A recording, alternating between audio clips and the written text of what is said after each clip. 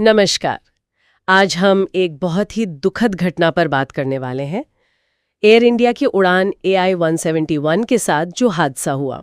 हमारे पास कुछ शुरुआती जानकारी है जो जांच से सामने आई है।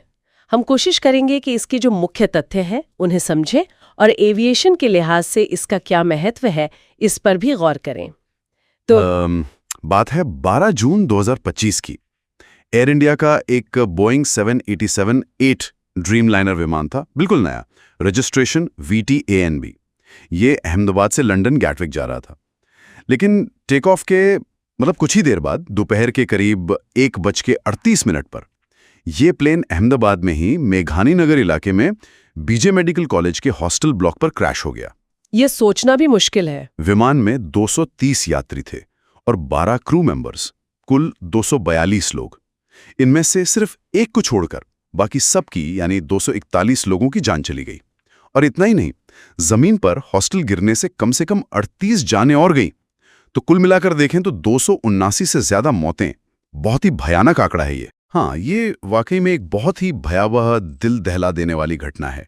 और इसमें जो एक खास बात है वो ये कि ये बोइंग 787 ड्रीमलाइनर का पहला ऐसा हादसा है जिसमें जानें गई हैं।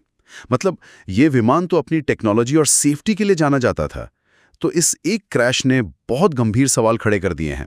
और जैसा आपने कहा, ये पिछले कई सालों में भारत की सबसे घातक हवाई आपदाओं में से एक है। बिल्कुल।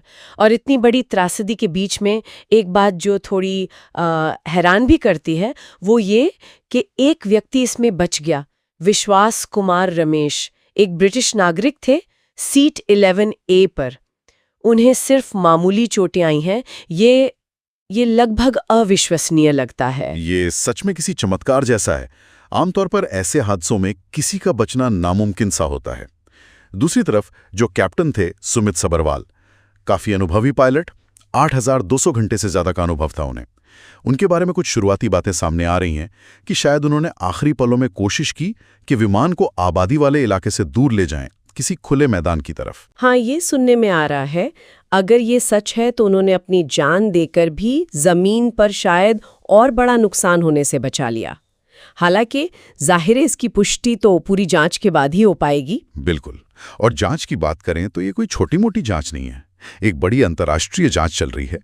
भारत की अपनी एजेंसी है DGCA, वो तो है ही, साथ में UK की AIB और अमेरिका की NTSB, ये दोनों भी शामिल हैं। लगाने की कोशिश कर रहे हैं कि आखिर चूक कहाँ हुई। कुछ शुरुआती अंदाजे लग रहे हैं, जैसे हो सकता है इंजन के थ्रस्ट में, उसकी पावर में कोई मैकेनिकल प्रॉब्लम आ गई हो, या फिर विमान के जो फ्लैप्स होते हैं उनकी पोजीशन शायद गलत थी, या लैंडिंग गियर में भी कोई दिक्कत हो सकती है। ये सब टेक ऑफ के लिए बहुत जरूरी चीजें हैं। और वो ब्लैक बॉक्स मिल गए हैं क्या? फ्लाइट डेटा रिकॉर्डर और कॉकपिट वॉइस रिकॉर्डर? हाँ, वो दोनों मिल गए हैं। ये बहुत अच्छी खबर है जांच के लिहाज से। इन्हीं से पता चलेगा कि उड़ान के दौरान असल में क्या पैरामीटर्स थे, विमान के सिस्टम कैसे काम कर रहे थे, और सबसे अहम, कॉकपिट में पायलटों के बीच क्या बात हो रही थी। जांचकर्ता अब इसी डेटा को खंगाल रहे हैं। जाहिर है एयर इंडिया के लिए ये बहुत मुश्किल वक्त होगा। बिल्कुल। उनके जो चेयरमैन हैं N चंद्रशेखरन, उन्होंने कहा भी है कि ये उनके करियर का सबसे दुखद पल है। और उन्होंने जोर दिया है कि एयरलाइन सेफ्टी को लेकर अपनी जो प्रतिबद्धता है उसे और मजबूत करेंगी। खैर, ये कहना तो लाजमी भी है ऐसे हादसे के बाद। तो कुल मिलाकर देखें तो ये एक बहुत ही विनाशकारी घटना है और एविएशन इंडस्ट्री के लिए इसके गंभीर परिणाम हो सकते हैं। हाँ, निश्चित रूप से। जैसा मैंने कहा, ये ड्रीमलाइनर के लिए सबसे बड़ा हादसा है मौतों के लिहाज से। इसने भारत में बोइंग 787 के ऑपरेशन पर, उसकी सेफ्टी पर बड़े सवाल खड़े कर दिए हैं। अब सबकी नजरें इस जांच के नतीजों पर टिकी रहेंगी, खासकर बोइंग और एयर इंडिया की। तो इसका मतलब ये है कि आगे चलकर हमें शायद विमानों के डिज़ाइन में या उनके रख-रखाव के तरीकों में या पायलट ट्रेनिंग में भी कुछ बदलाव देखने को मिल सकते हैं। पूरी संभावना है। और यहाँ श्रोताओं के लिए सोचने वाली बात यह है कि जब ये जांच पूरी हो जाएगी, इसकी रिपोर्ट आएगी, तो उसका एविएशन सेफ्टी नियमों पर क्या असर पड़ेगा, और खास तौर पर बोइंग 787 के भविष्य पर।